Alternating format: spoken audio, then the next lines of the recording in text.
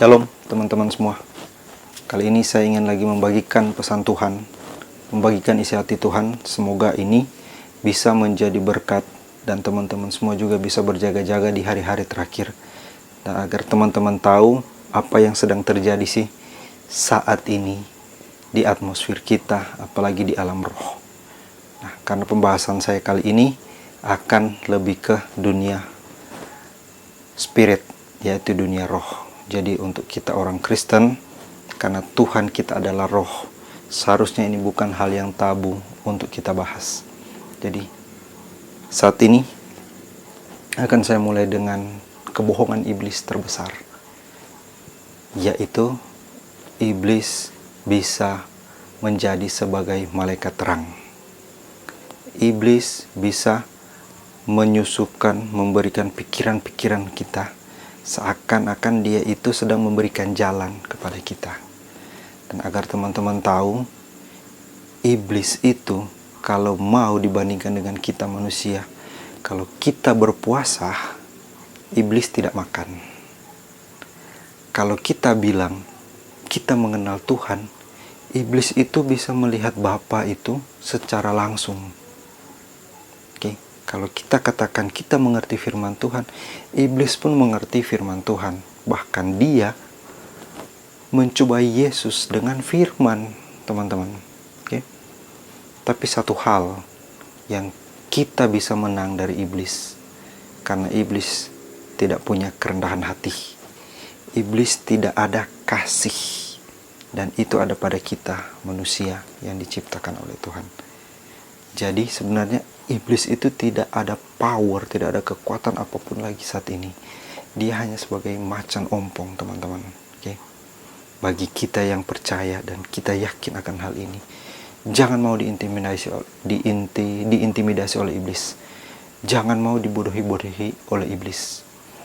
Iblis itu tidak tahu masa yang akan datang, kecuali satu hal, bahwa mereka akan dihukum di dalam api kekal, yaitu penghakiman terakhir di neraka. Iblis dibuang di sana beserta malaikat-malaikatnya, semua dibuang di sana. Tapi teman-teman tahu, karena mereka sudah tahu mereka akan dibinasakan oleh Tuhan di api yang kekal sana, mereka tidak mau untuk pergi sendiri, dan mereka membawa manusia sebanyak mungkin untuk bisa ikut dengan mereka.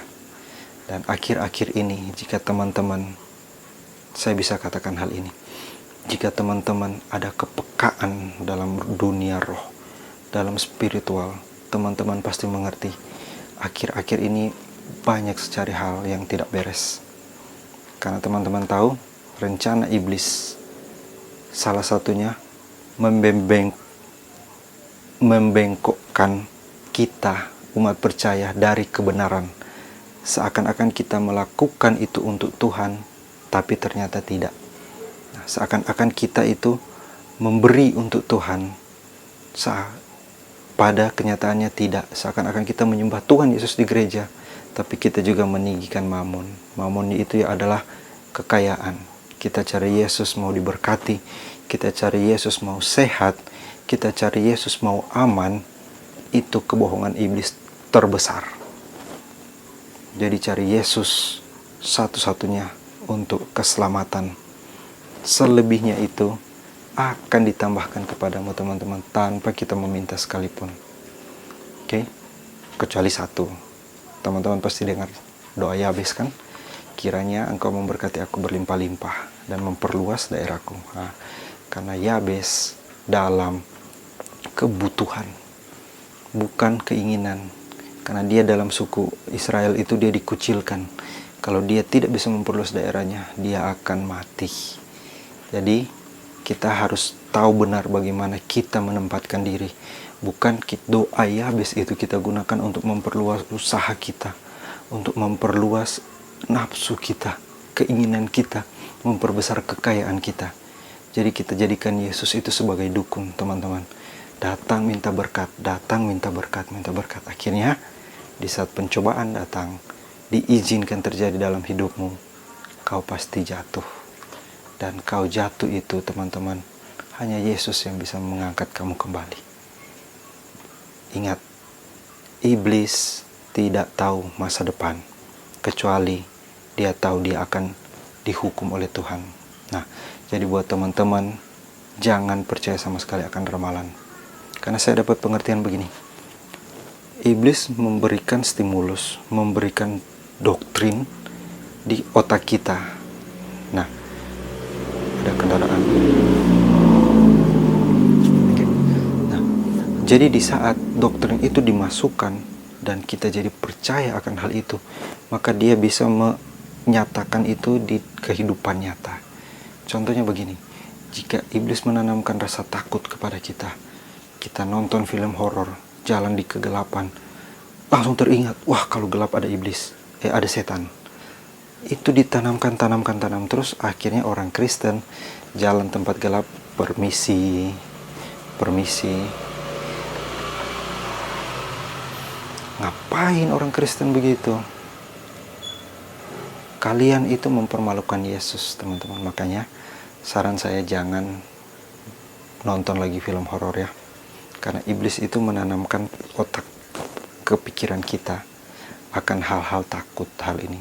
Karena Tuhan tidak memberikan kita roh ketakutan, tapi roh keberanian. Oke?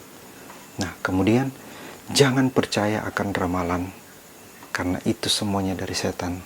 Ramalan dan nubuatan itu hampir sama, tapi bedanya sumber dari hal itu. Ramalan dari setan, nubuatan itu dari Tuhan, dan pasti akan diteguhkan ke depannya. Kalau ramalan itu bisa ya, bisa tidak. Nubuatan itu pasti terjadi, karena itu dari Tuhan. Dan teman-teman tahu, apa yang akan terjadi ke depan, Tuhan selalu beritahukan kepada umatnya. Kita akan belajar hal ini. Bagaimana teman-teman bisa mendengar suara Tuhan, dan bagaimana teman-teman tahu bahwa itu keinginan Tuhan, itu isi hati Tuhan. Teman-teman harus perhatikan. Ini pelajaran yang penting untuk teman-teman dan juga buat saya, bagi kita semua, tanpa memandang denominasi. Karena hari ini, firman yang saya sampaikan ini adalah satu kebenaran. Bukan karena dari denominasi tertentu, tidak. Tapi saya bisa katakan, ini akan sangat menusuk beberapa denominasi. Karena ini adalah kebenaran, saya berdosa jika tidak mengatakan ini. Mari kita mulai. Iblis tidak tahu tentang masa depan.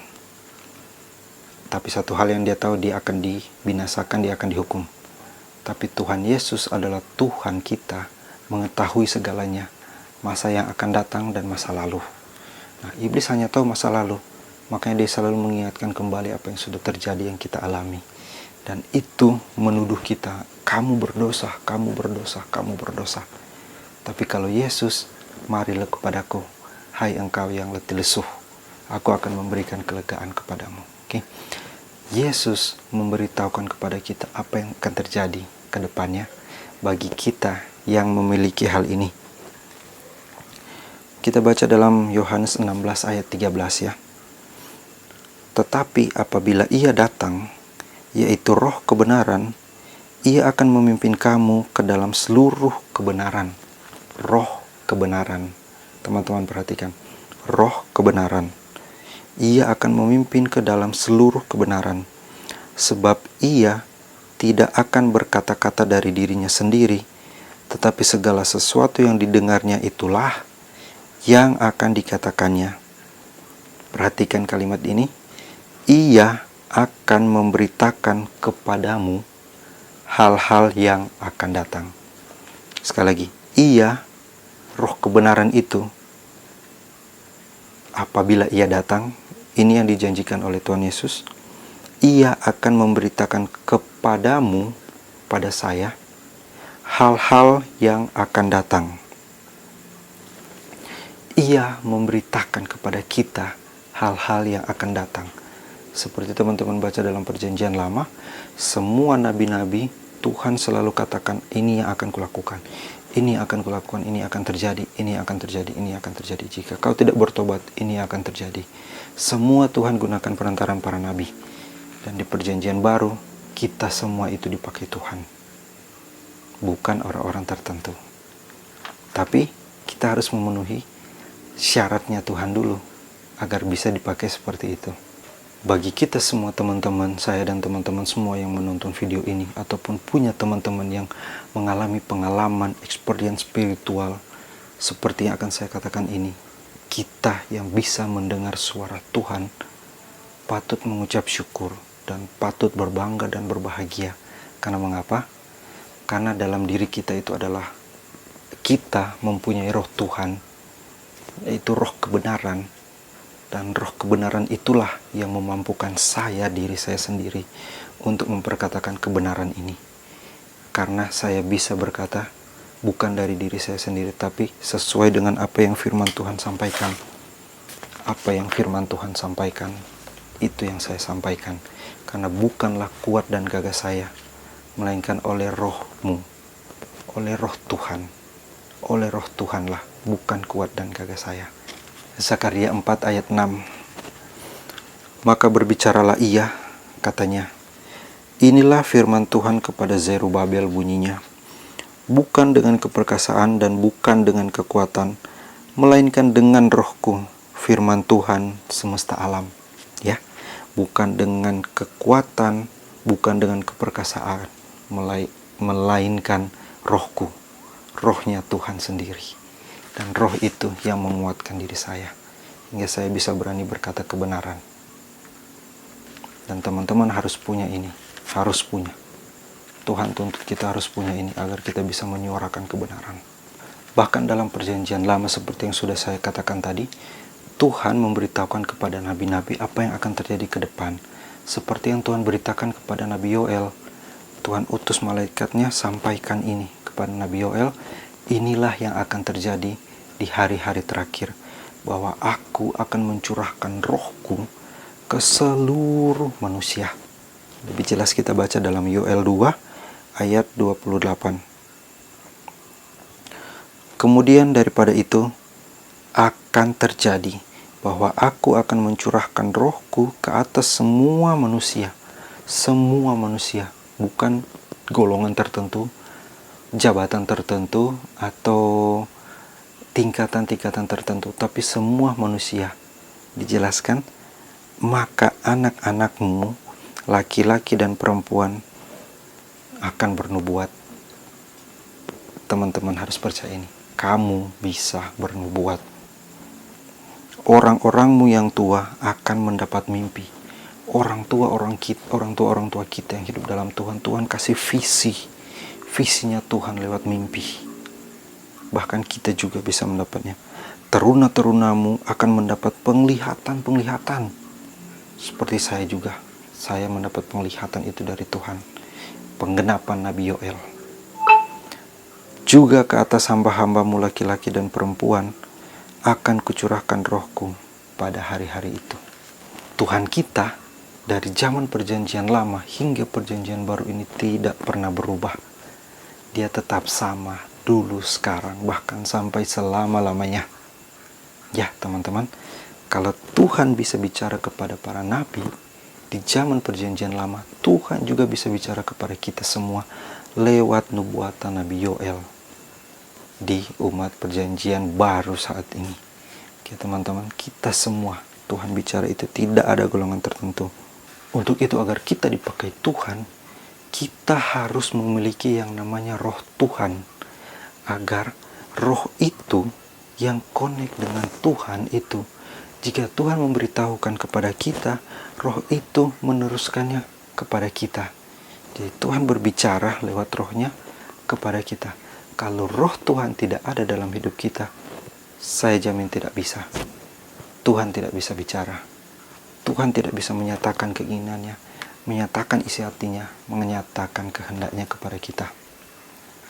Jadi kita harus miliki roh Tuhan, teman-teman. Kita harus punya roh Tuhan ini, teman-teman. Karena hanya roh Tuhan ini yang memampukan kita untuk tidak berbuat dosa, untuk bisa menguduskan diri kita, untuk bisa menjadi sempurna. Seperti yang Bapa katakan, sempurnalah engkau. Kudus-kuduslah engkau, sebab aku kudus. Makanya dalam hidup kita, jika ada Yesus, kita tidak akan berbuat dosa lagi. Hingga setiap orang yang lahir dari Allah tidak berbuat dosa lagi Sebab benih ilahi ada dalam diri kita. Perhatikan baik-baik. Lahir dari Allah. Itulah cara untuk kita. Roh Tuhan ada dalam hidup kita. Lahir dari Allah. Pasti teman-teman berpikir keras, bagaimana mungkin kita hidup kudus. Tuhan mewajibkan kita untuk hidup kudus. Bagaimana mungkin lawan dosa saja kita tidak mampu. Keinginan daging kita ini saja kita tidak bisa lawan. Tapi Tuhan mewajibkan kita, kudus, kuduslah kamu sebab aku kudus. Karena tanpa kekudusan tidak ada seorang pun bisa melihat Allah, apalagi mendengar suaranya. Kenapa kita bisa dengan mudah jatuh dalam dosa? Saya bisa katakan, sekalipun kamu sudah dibaptis, sekalipun kamu sudah puasa, patut dipertanyakan kenapa kita masih bisa saja dengan mudahnya ada jatuh ke dalam dosa. Karena hal ini, kita tidak memiliki roh Tuhan. Kita tidak memiliki roh Tuhan. Karena hanya roh itu yang memampukan kita. Karena itu teman-teman, gampang sekali jatuh dalam dosa, dalam lubang yang sama. Bahkan keledai sekalipun tidak akan jatuh di lubang yang sama untuk kedua kalinya. Tidak ada jaminan teman-teman sekalipun melayani, sudah jadi worship leader, sudah jadi penatua, diaken, sudah jadi pelayan, penginjil, bahkan pendeta, hamba Tuhan, bukan jaminan teman-teman tidak akan jatuh dalam dosa. Makanya untuk itu, recheck kembali. Kok bisa sih saya dengan mudahnya jatuh kembali dalam dosa yang sama? Itu patut dipertanyakan, roh apa yang ada pada diri kalian. Bahkan sekarang itu banyak sekali hamba-hamba Tuhan yang jatuh dalam dosa. Persinahan, dosa, kawin, cerai hidup dan kawin, dan memimpin jemaat itu ada. Bahkan banyak yang jatuh dalam dosa homoseksual. Itu sudah sebagai worship leader di gereja, sebagai pelayan altar di gereja. Tapi jatuh dalam dosa homoseksual ada. Itu terjadi teman-teman. Makanya patut dipertanyakan, sekalipun kamu sudah dibaptis, roh apa yang ada padamu itu? Apakah baptisannya salah? Apakah caranya salah? Atau baptisan itu hanya sebagai simbol untuk masuk denominasi gereja tertentu? Itu yang patut teman-teman pertanyakan. Karena kita yang lahir dari Allah wajib memberitakan kebenaran, teman-teman. Seperti yang saya lakukan ini, beritakan kebenaran agar orang banyak itu bisa diselamatkan dan bisa dibebaskan dari perbudakan dosa. Jadi saya memberitakan ini agar teman-teman bisa terbebas dari perbudakan dosa. Agar teman-teman tidak lagi berkata, saya sudah berdoa sungguh-sungguh, saya sudah bertobat sungguh-sungguh, tapi masih jatuh lagi dalam dosa yang sama. Masih lagi, saya mau berhenti merokok, tidak bisa, sangat susah. Saya mau berhenti minum, saya mau berhenti nonton film porno, saya mau berhenti berzina, saya mau berhenti masturbasi. Sangat susah, tetap jatuh di dosa yang sama. Ini untuk kamu, teman-teman semua. Kita harus memiliki roh Allah. Dalam 1 Yohanes 3 ayat 6 katakan, karena itu,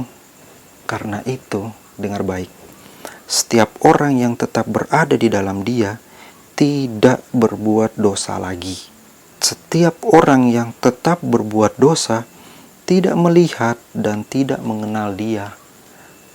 Setiap orang yang tidak berbuat dosa lagi itu berada di dalam Dia, di dalam Bapa, karena roh Tuhan itu ada dalam diri dia. Tetapi setiap orang yang tetap berbuat dosa tidak melihat, bahkan tidak mengenal. Hati-hati orang Kristen, apakah kamu mengenal Yesus yang kamu imani itu? Itu pertanyaan. Teman-teman jawab sendiri. Kemudian setiap orang yang lahir dari Allah, garis bawahi lagi, yang lahir dari Allah tidak berbuat dosa lagi. Nah, mungkin teman-teman bertanya, itu bertobat kok bisa berbuat dosa lagi? Nah ini, perhatikan 1 Yohanes 3 ayat 9. Setiap orang yang lahir dari Allah tidak berbuat dosa lagi, sebab benih ilahi tetap ada di dalam dia, dan ia tidak dapat berbuat dosa karena ia lahir dari Allah. Teman-teman, lahir dari Allah. Setiap orang yang lahir dari Allah tidak berbuat dosa lagi karena ia lahir dari Allah. Jadi kalau teman-teman belum lahir dari Allah, saya bisa jamin teman-teman akan jatuh terus dalam pencobaan-pencobaan, dalam dosa-dosa. Karena itu mengikat teman-teman sejak dari Adam hingga sekarang ini. Dosa itu mengikat. Dosa dari Adam itu, entah dari orang tua kita, sekalipun orang tua kita sudah dibereskan, apakah kita tidak berbuat dosa lagi? Itu yang mengikat itu teman-teman. Makanya kita harus lahir dari Allah. Jadi makanya jangan heran bahkan Yesus katakan kalau kita harus dilahirkan kembali. Kalau teman-teman baca firman, baca Alkitab, yaitu dalam Yohanes itu ada perbincangan dengan Yesus dengan Nikodemus. Nah, Tuhan Yesus katakan, kamu harus dilahirkan kembali. Tapi kata Nikodemus, bagaimana mungkin, Rabai? Saya yang sudah tua ini masuk kembali ke dalam rahim ibu dan dilahirkan kembali. Bahkan Tuhan Yesus katakan, kamu pun seorang ahli Taurat tidak bisa mencerna kata-kata itu. Nikodemus itu gagal paham karena dilahirkan kembali maksud Yesus ini bukan lewat jasmani. Kita lanjut. Karena kita manusia sudah mengalami kelahiran yang pertama, yaitu kelahiran dari daging, benih dari Adam itu yang sudah mengandung dosa, teman-teman. Karena itu Yesus berkata, kita harus dilahirkan kembali. Artinya kelahiran yang kedua kali. Kelahiran yang kedua kali melalui air dan Roh Kudus. Ini yang Yesus katakan. Kita harus dilahirkan kembali dari Allah melalui air dan Roh Kudus. Nah, lahir kembali bukanlah bicara fisik. Jadi makanya di awal tadi saya katakan kita akan bicara spirit, kita akan bicara roh. Karena lahir kembali itu bukan bicara fisik, body, tubuh, tapi bicara roh. Nah, oleh karena itu, manusia duniawi tidak memiliki roh Allah, tidak akan bisa memahaminya, sebab hal itu adalah kebodohan baginya. Jadi, di saat kita bercerita mengenai pembaharuan yang dilakukan oleh Roh Kudus, memperbaharui hati dan pikiran kita, hal itu bagi kebanyakan manusia di luar sana, manusia-manusia duniawi itu, adalah suatu kebodohan bagi mereka, teman-teman. Suatu kebodohan bagi mereka karena mereka tidak memiliki roh Allah. Mereka tidak akan bisa mengerti, tidak akan bisa memahaminya, teman-teman. Itulah mengapa terjadi banyak pertentangan. Nah, karena Paulus sendiri katakan dalam suratnya untuk jemaat di Korintus, yaitu dalam 1 Korintus 2 ayat 14. Tetapi manusia duniawi tidak menerima apa yang berasal dari roh Allah, karena hal itu adalah suatu kebodohan, dan ia tidak dapat memahaminya, sebab hal itu hanya dapat dinilai secara rohani, bukan physically, dengan tubuh kita. Kelahiran kembali bercerita mengenai roh kita, manusia yang diperbaharui, teman-teman, bukan fisik kita. Jadi dalam hal ini, maka kita bisa mengalami yang namanya hal-hal rohani. Kembali lagi saya singgung di awal, kita akan bicara mengenai hal-hal rohani, spirit. Nah, jika kita dilahirkan kembali dari air dan roh, kita bisa mengalami hal-hal spiritual, nubuatan, penglihatan, mimpi, pewahyuan, dengar suara Tuhan, motor lagi. Karena hal-hal rohani adalah mendengar suara Tuhan. Itu hal rohania, bukan physically, bukan jasmani. Teman-teman perhatikan ayat ini dalam 1 Petrus 3 ayat 21. Nah, bagaimana kita akan masuk untuk proses lahir kembali? Apa sih yang diperbaharui dalam proses kelahiran kembali ini? Yaitu 1 Petrus 3 ayat 21, juga kamu sekarang diselamatkan oleh kiasannya, yaitu baptisan. Perhatikan sampai di sini, yaitu baptisan. Maksudnya bukan untuk membersihkan kenajisan jasmani. Jadi dalam hal ini baptisan itu bukan seperti halnya mandi biasa. Ya, kita bersih-bersih, sampoan, sabun, gosok kotoran daki-daki itu biar keluar, itu kulit-kulit mati biar keluar, biar jadi bersih lagi. Bukan dalam hal seperti itu, melainkan untuk memohonkan hati nurani yang baik kepada Allah oleh kebangkitan Yesus Kristus. Jadi dalam baptisan itu, satu prosesnya adalah kita memohonkan hati nurani kepada Tuhan untuk memperbaharui diri kita melalui kebangkitan Yesus Kristus. Ini akan makin dalam lagi. Semoga teman-teman masih bisa menyimak hal ini, masih bisa bersama-sama saya, karena akan makin dalam pembahasan kita kali ini. Oke. Karena dalam proses kelahiran kembali, lahir dari Allah, itu ada dua unsur yang termasuk dalam hal ini, yaitu yang bisa kita rasakan, bisa kita lihat, bisa kita pegang, yaitu unsur air, dan unsur yang tidak bisa kita lihat sama sekali dengan mata fisikly kita, mata jasmani kita, bahkan tidak bisa kita sentuh secara rasakan, yaitu unsur yang kedua, unsur roh, unsur air dan unsur roh. Maka dalam Yohanes 3 ayat 5 dikatakan, jawab Yesus. Nah, ini percakapan dengan murid bahwa mereka bertanya, Yesus katakan, bagaimana mungkin kamu akan minum dari cawan yang harus kuminum dan menerima baptisan yang harus kuterima? Dan mereka jawab, kami bisa. Nah, terus Tuhan Yesus katakan, benar, kamu akan minum cawan yang harus kuminum dan baptisan yang harus kuterima. Ini Tuhan Yesus katakan jauh setelah dibaptis oleh Yohanes. Dan Yesus akan menerima baptisan. Teman-teman masih tahan dulu bersama saya. Ini akan makin dalam lagi. Karena Yohanes 3 ayat 5 katakan, jawab Yesus, aku berkata kepadamu, sesungguhnya jika seorang tidak dilahirkan dari air dan roh, ia tidak dapat masuk ke dalam kerajaan Allah. Nah, seperti halnya yang mereka tanyakan itu, cawan itu termasuk ujian yang akan Yesus alami, dan baptisan adalah baptisan kematian yang akan Yesus alami. Dalam hal ini unsur roh adalah hal yang mutlak.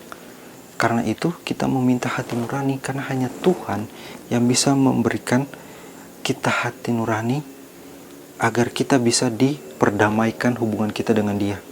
Nah, dan air adalah unsur atau zat yang ada di dunia ini. Artinya begini teman-teman, Tuhan adalah roh. Jadi untuk dibaptis, kita memohonkan hati nurani yang baik dari Allah melalui kematian Yesus Kristus di atas kayu salib. Nah, dan unsur yang kita lakukan yaitu kita harus kena unsur yang kedua, unsur air. Nah, jadi dalam hal ini kita harus dibaptis menggunakan air. Nah, baptis menggunakan air. Kita lanjut lagi, akan semakin dalam lagi. Nah, karena Tuhan yang sudah berjanji, Tuhan sendiri sudah berjanji, perhatikan teman-teman. Aku, Tuhan, akan mencurahkan kepadamu air jernih yang akan mentahirkan kamu dari segala kenajisanmu, dan dari semua berhala-berhalamu aku akan mentahirkan kamu. Selanjutnya Tuhan berjanji, kamu akan kuberikan hati yang baru, dan roh yang baru. roh lama kita itu bagaimana? Nah, ini dia. Tuhan akan gantikan dengan roh yang baru di dalam batinmu, dan aku akan menjauhkan dari tubuhmu hati yang keras dan kuberikan hati yang taat. Tuhan bisa mengeraskan hati seseorang, teman-teman. Seperti yang Tuhan lakukan kepada Firaun, raja bangsa Mesir, pada waktu dia menahan bangsa Israel. Tuhan keraskan hatinya, bahkan sampai dia mengejar bangsa Israel dan Tuhan musnahkan di situ. Tuhan menunjukkan kemuliaannya, luar biasa dahsyat. Haleluya. Nah, teman-teman, hingga hal inilah yang membuat kita bisa mengasihi Tuhan dan mengikuti segala ketetapannya, yang secara langsung membuat kita bisa menguduskan diri ini. Nah, karena kita sudah diberikan hati yang baru, roh yang baru. Bahkan Tuhan berikan hati yang taat. Hati yang taat adalah kunci kita bisa menguduskan diri. Kita taat mengikuti Tuhan Yesus. Nah, kemudian Tuhan katakan, ini kuncinya juga. Rohku, roh Tuhan, akan kuberikan diam di dalam batinmu, dan aku akan membuat kamu hidup menurut segala ketetapanku, dan tetap berpegang pada peraturan-peraturanku dan melakukannya. Kalau roh Tuhan ada di dalam kita, Dia akan membuat kita menuruti segala ketetapan Tuhan dan tetap berpegang pada peraturan Tuhan dan terus melakukan kehendak Tuhan. Yehezkiel 36 ayat 25 sampai 27. Itulah, teman-teman, ya, kita sudah melihat bagaimana untuk lahir dari Allah. Kita harus lewat dua item ini, ya, seperti bahasa-bahasa game, ya, yaitu lewat roh dan juga lewat air. Nah, dalam hal ini proses kelahiran kembali yaitu melibatkan air, karena lewat permandian. Permandian yang bagaimana? Permandian kelahiran kembali. Lebih jelasnya kita baca dalam Titus 3 ayat 5. Titus 3 ayat 5. Pada waktu itu, Dia telah menyelamatkan kita, bukan karena perbuatan baik yang telah kita lakukan, tetapi karena rahmat-Nya oleh permandian kelahiran kembali dan oleh pembaharuan yang dikerjakan oleh Roh Kudus. Jadi itulah, teman-teman, kelahiran kembali atau lahir baru lewat air dan Roh Kudus merupakan baptisan yang Yesus beritakan. Bahkan Yohanes sendiri katakan, aku tidak layak untuk membungkuk, bahkan membuka kasutnya pun aku tidak layak. Dia yang akan datang setelah aku akan membaptis kamu dengan Roh Kudus. Jadi, sampai sini saya mau katakan bahwa baptisan Yesus dan baptisan Yohanes itu adalah dua hal yang berbeda. Di saat Yesus dibaptis oleh Yohanes, itu bukanlah baptisan Yesus, itu baptisan Yohanes. Dan baptisan Yohanes adalah untuk orang-orang yang bertobat, orang-orang berdosa. Tetapi Yesus tidak berdosa. Jadi, Yohanes membaptis Yesus, tetapi Yesus tidak berdosa. Padahal, baptisan Yohanes untuk orang-orang yang berdosa. Maka kata Yohanes sebelum bertemu Yesus itu, dalam Markus 1 ayat 7-8, inilah yang diberitakannya, sesudah aku akan datang Ia yang lebih berkuasa daripadaku. Membungkuk dan membuka tali kasutnya pun aku tidak layak. Aku membaptis kamu dengan air. Kata Yohanes, aku membaptis kamu dengan air, tetapi Ia akan membaptis kamu dengan Roh Kudus. Nah, jadi tetap kita melakukan baptisan Yohanes dengan air, tapi kita harus melakukan, jangan dipisah, langsung melakukan baptisan Yesus, yaitu Roh Kudus. Baptisan Yohanes dilengkapi dengan baptisan Yesus, baptisan Roh Kudus, baptisan air, dan baptisan Roh Kudus. Karena selama 3,5 tahun dalam pelayanan Yesus di muka bumi ini, tidak satupun ayat dalam firman Tuhan mengatakan bahwa Yesus membaptis orang yang mengikuti dia. Semua murid-muridnya itu tidak dikatakan dibaptis oleh Yesus. Nah, karena Roh Kudus yang Yohanes katakan sebelumnya dia akan membaptis kamu dengan Roh Kudus, harus ada setelah Yesus, dan itulah yang Yesus janjikan, bahwa setelah aku akan memberikan kamu Roh Penolong. Aku tidak akan membiarkan engkau yatim piatu. Roh itulah yang akan menuntun kalian. Nah, Yohanes 14 ayat 26, tetapi penghibur yaitu Roh Kudus yang akan diutus oleh Bapa dalam namaku, dialah yang akan mengerjakan segala sesuatu kepadamu dan akan mengingatkan kamu akan semua yang telah kukatakan kepadamu. Jadi Roh Kudus itu harus datang setelah Yesus. Jadi pertobatan yang kita lakukan di saat kita didengarkan firman Tuhan dan kita percaya, seperti yang Yohanes katakan, bertobatlah dan berilah dirimu dibaptis.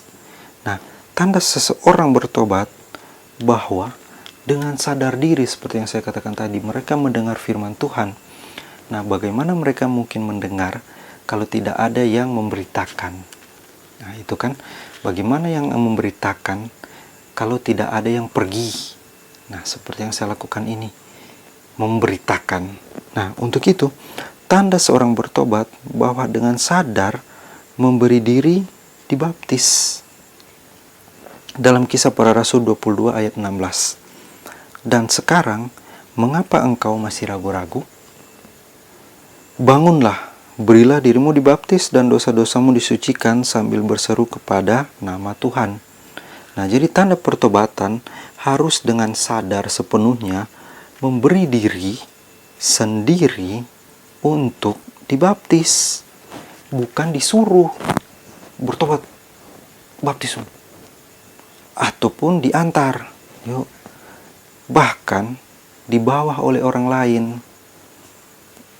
Dan dalam hal ini, kita sebagai orang tua Kristen bukan membawa anak untuk dibaptis,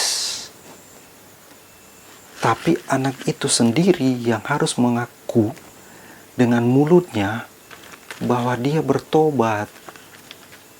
Jadi dalam hal ini anak-anak itu kita serahkan kepada Tuhan. Terjadilah sesuai dengan kehendak Tuhan. Tapi dalam prosesnya kita harus berperan penuh. Jangan kita lepas tangan begitu. Makanya Tuhan Yesus katakan, jika ada seseorang yang menyesatkan salah satu dari anak-anak ini, adalah benar bahwa kakinya diikat oleh batu dan ditenggelamkan ke dalam laut. Karena anak-anak itu berharga di mata Tuhan. Jadi hati-hati bagi kita semua calon orang tua, ataupun kami yang sudah menjadi orang tua. Anak itu adalah hasil dari didikanmu. Kalau didikanmu benar dalam Tuhan, anak itu pasti benar. Kalau salah, patut dipertanyakan apa yang kau ajarkan. Oke? Jadi bukan dibawa, bukan diantar, tapi tanda pertobatan dengan sadar seperti, oh Tuhan, ternyata aku berdosa, aku minta ampun. Nah, ketaatan kita setelah kita bertobat yaitu memberi diri dibaptis. Oke? Nah, seperti Kisah Para Rasul pasal 19 ayat 5. Ketika mereka mendengar hal itu, mereka memberi diri mereka dibaptis dalam nama Tuhan Yesus. Nah, dalam hal ini kisah tentang Apolos di Efesus, di mana Apolos memberitakan jalan Tuhan, tapi dia hanya tahu satu baptisan, yaitu baptisan Yohanes. Kemudian Paulus datang kembali setelah Apolos. Mereka bertanya, kamu orang-orang Kristen, sudah terima Yesus sudah. Dengan baptisan apa yang kamu dibaptis? Mereka katakan dengan baptisan Yohanes. Nah, sudahkah kamu menerima Roh Kudus? Mereka katakan belum. Bahkan kami belum mendengar sama sekali apa itu Roh Kudus. Lanjut, kalau teman-teman mau baca di Kisah Para Rasul ayat 18. Kemudian disambung ke ayat 19. Nah, ini kata Apolos, ia telah menerima pengajaran dalam jalan Tuhan. Dengan bersemangat ia berbicara dan dengan teliti ia mengajar tentang Yesus. Tapi ia hanya mengetahui baptisan Yohanes. Artinya orang-orang di Efesus sudah satu kali dibaptis teman-teman oleh Apolos lewat baptisan Yohanes. Jadi ini mungkin makin dalam lagi teman-teman. Di saat kamu dibaptis dengan baptisan Yohanes, kalau anak-anak dengan baptisan percik, itu tanda pertobatan. Bahkan tanda pertobatan itu adalah baptisan Yohanes. Nah, baptisan Yohanes, kalau kamu sudah terima baptisan Yohanes seperti yang dilakukan banyak gereja-gereja karismatik, seperti yang Yohanes lakukan, tapi kamu belum menerima Roh Kudus, Paulus katakan, kamu harus menerima Dia yang datang kemudian. Dan kamu harus dibaptis oleh Roh Kudus. Artinya, orang-orang di Efesus 2 kali dibaptis. Pertama oleh Apolos, yang kedua oleh Paulus. Kenapa? Karena tidak lengkap. Jadi, kalau saat baptisan harus lengkap. Baptisan Yohanes harus langsung ditumpangkan tangan baptisan Roh Kudus. Seperti yang Paulus lakukan. Nah, di saat setelah mereka dibaptis dan Paulus menumpangkan tangan, maka mereka mulai berkata-kata dalam bahasa roh, dalam bahasa lidah, dan mereka mulai bernubuat. Itu harus lengkap, jangan dipisah, karena itu satu paket, teman-teman. Nah, makanya jika setelah teman-teman dibaptis Yohanes keluar dari air, kebanyakan langsung pergi, selesai, go, jalan, tangan. Harus ditumpangkan tangan, terima Roh Kudus, seperti yang Paulus ajarkan. Harus lengkap, ya teman-teman, harus lengkap. Nah, terus kalau saya sudah baptis Yohanes, bagaimana? Ya, baptis lagi. Harus baptis lagi. Harus baptis yang benar. Jadi teman-teman, masalah baptisan itu sesuatu yang sakral, hingga Paulus kembali membaptis mereka. Karena kalau salah, mereka dipertanggungjawabkan. Apa yang kalian beritakan ini, sehingga jemaat ini tidak selamat. Nah, baptisan itu kunci utama keselamatan. Kalau baptisan salah, saya berani katakan tujuan akhir kita beda. Tidak sama dengan tujuan yang Yesus beritakan selama Dia mengajar terus 3,5 tahun itu. Bahkan seperti yang Roh Kudus katakan kepada kita. Harus benar, harus benar. Jadi jangan sepelekan sama sekali hal baptisan, teman-teman. Itu hal mutlak, syarat utama. Bukan untuk masuk gereja, bukan untuk masuk denominasi ini, bukan untuk bergabung di jemaat ini, bukan. Saya berbicara ini dalam hal kebenaran. Baptisan itu syarat utama masuk dalam kerajaan Allah. Titik. Tidak ada hal lain. Nah, jadi kalau kamu sudah dibaptis, tapi baptisanmu kurang lengkap, apalagi baptisanmu salah, harus dibaptis. Maka benar apa yang pengakuan iman katakan, saya percaya satu Tuhan, satu baptisan. Yang baptisan yang benar. Itu. Baptisan harus benar. Kalau salah, takutnya beda tujuan. Nah, pada Kisah Para Rasul ayat 19, teman-teman bisa baca nanti ayat 1-5. Nah, dan kemudian mereka memberi diri dibaptis lagi dengan baptisan Yesus. Jadi ada baptisan Yohanes, ada baptisan Yesus, teman-teman. Kita harus dua baptisan ini. Baptisan air dan Roh Kudus. Baptisan air, baptisan Yohanes. Baptisan Roh Kudus, baptisan Yesus. Jangan dipisah. Harus lengkap. Apalagi kita salah melakukannya. Anak kecil, orang yang belum mengerti apa-apa, dibaptis. Bagaimana mungkin mau ditumpangkan tangan untuk terima Roh Kudus? Itu harus kembali kepada firman. Nah, dalam baptisan Yesus, kita harus dengan sadar dan penuh kerendahan hati mengaku dengan mulut dan percaya dalam hati. Saat teman-teman dibaptis, teman-teman harus mengaku bahwa aku percaya Yesus adalah Tuhan. Dan aku percaya Yesus telah dibangkitkan dari antara orang mati. Ini kalau bisa saya katakan, ini adalah dua kalimat syahadat kita. Aku percaya Yesus adalah Tuhan, dan aku percaya Bapa telah membangkitkan Yesus dari antara orang mati. Karena dua hal utama ini tidak dipercayai oleh keturunan Ismail. Ya teman-teman, mereka membantah dua hal ini. Dan kita pegang teguh dua hal ini. Itu adalah iman orang Kristen, percaya Yesus adalah Tuhan, percaya Dia dibangkitkan dari antara orang mati. Makanya saat dibaptis, teman-teman harus imani, katakan, aku percaya Yesus adalah Tuhan, aku percaya Bapa membangkitkan Dia dari antara orang mati. Dalam Roma 10 ayat 9-10 itu dikatakan jelas. Ini 2 kalimat syahadat untuk orang Kristen. Sebab jika kamu mengaku dengan mulutmu bahwa Yesus adalah Tuhan dan percaya dalam hatimu bahwa Allah telah membangkitkan Dia dari antara orang mati, maka kamu akan diselamatkan. Sekali lagi, kalau kamu mengaku dengan mulut bahwa Yesus adalah Tuhan dan percaya dalam hatimu bahwa Allah membangkitkan Dia dari antara orang mati, maka kamu akan diselamatkan. Ini firman yang bilang, iman menyelamatkan. Tapi iman setelah kita percaya Yesus dan melakukan baptisan ini, sebelum di luar itu, kita harus masuk dulu dan kita berpegang teguh pada iman itu. Maka iman itu akan menyelamatkan kita. Bukan iman menyelamatkan, baptisan hanya simbol. Nonsen, nggak masuk akal. Nggak masuk akal sama sekali.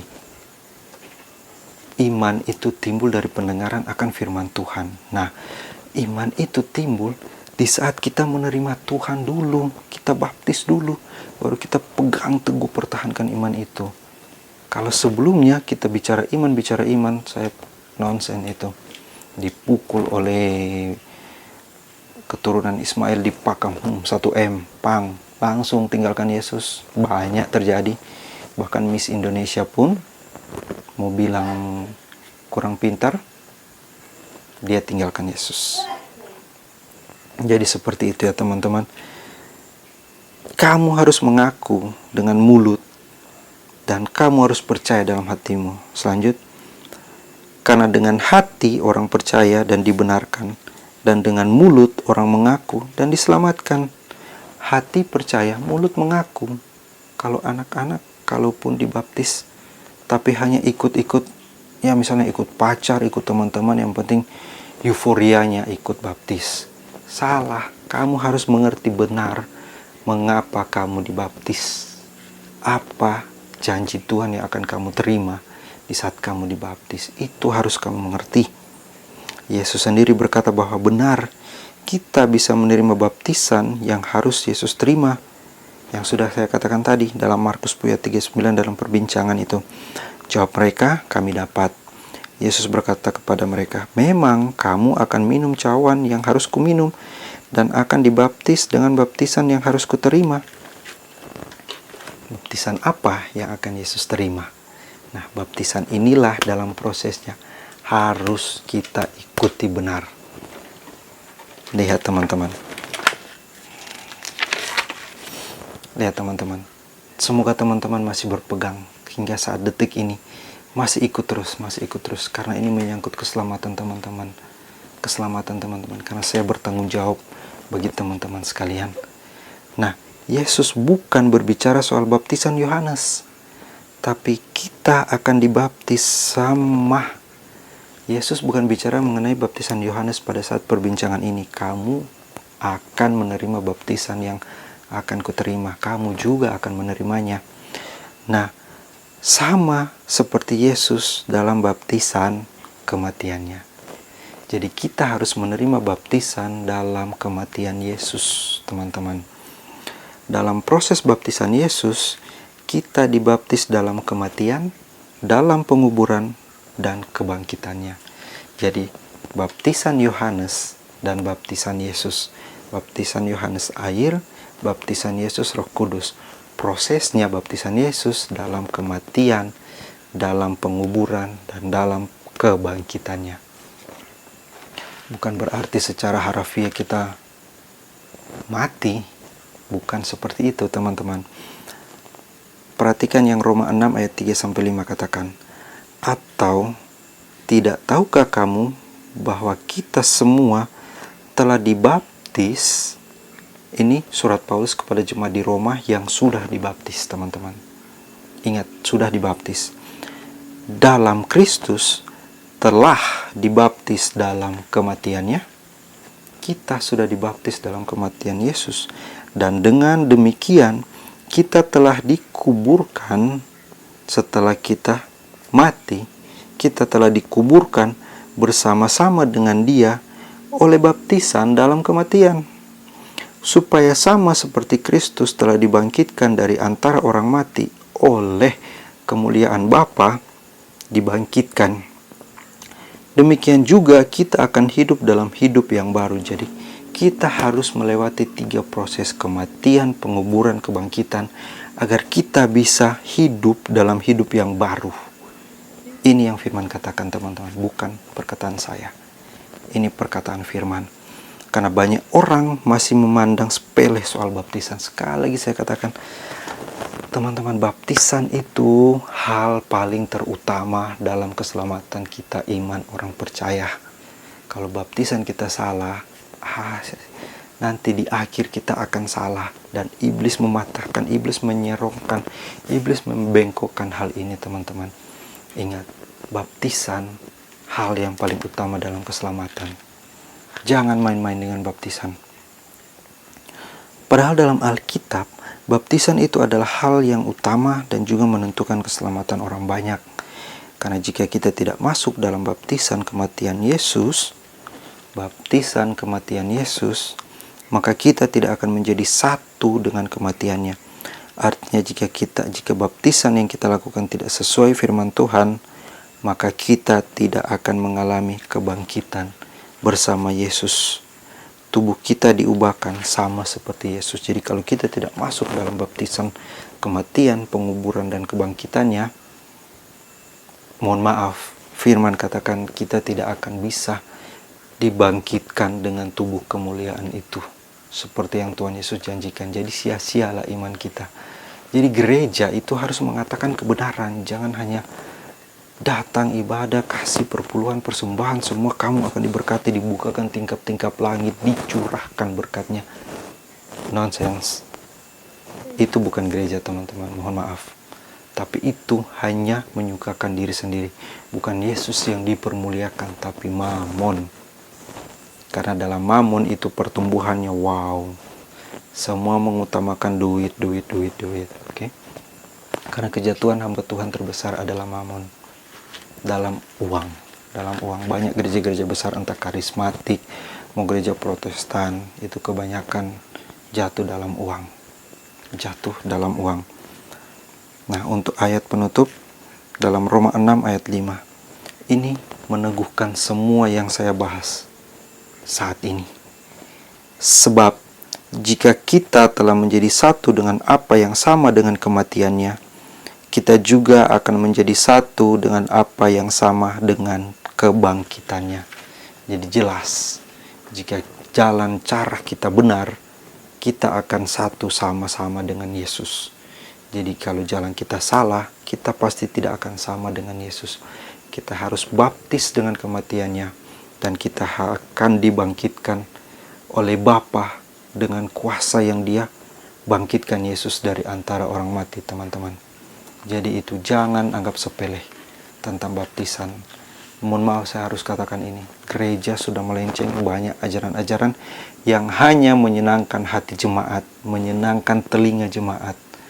Mohon maaf teman-teman, mungkin kalau teman-teman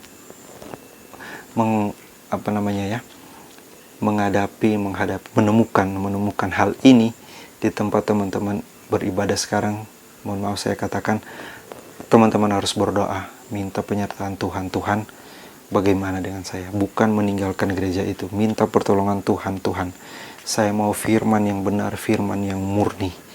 Tuhan, saya rindu untuk mendengar itu. Karena begini, berkat itu, ini kunci yang saya lakukan di kehidupan saya, bahkan di keluarga saya. Saya bawa keluarga untuk percaya sepenuhnya sama Tuhan Yesus. Saya tidak mengejar berkatnya. Karena apa? Berkat Tuhan itu sudah disediakan. Cuman kita saja yang mau mendekat padanya dulu. Bukan mendekat ke berkatnya dulu. Mengerti teman-teman? Kita carilah Yesus dulu. Maka dikatakan firman Allah, carilah dahulu kerajaan Allah dan kebenarannya, maka semuanya akan ditambahkan kepadamu. entah kesehatan, berkat, keuangan, finansial, sukacita, bisnis, apa semuanya ditambahkan. Tapi carilah dahulu kerajaan Allah. Nah, apa itu kerajaan Allah? Kita akan bahas selanjutnya kerajaan Allah yang Yesus beritakan. Karena itulah Injil, kerajaan Allah yang Yesus beritakan. Ya, semoga firman ini mengetuk pintu hati teman-teman, bisa menyadarkan teman-teman betapa pentingnya baptisan itu. Baptisan Yesus, baptisan Yohanes, jangan dipisah. Jangan dipisah. Jadi setelah dibaptis langsung ditumpangkan tangan, terima Roh Kudus. Mohon maaf, bukan kita serahkan, bukan kita tarik, kita bawa. Oke, kita bawa dia dalam pertobatan. Nah, tapi dia harus mengaku dengan mulut, dengan hati percaya. Itulah baptisan yang sebenarnya. Shalom, Tuhan Yesus memberkati teman-teman semua.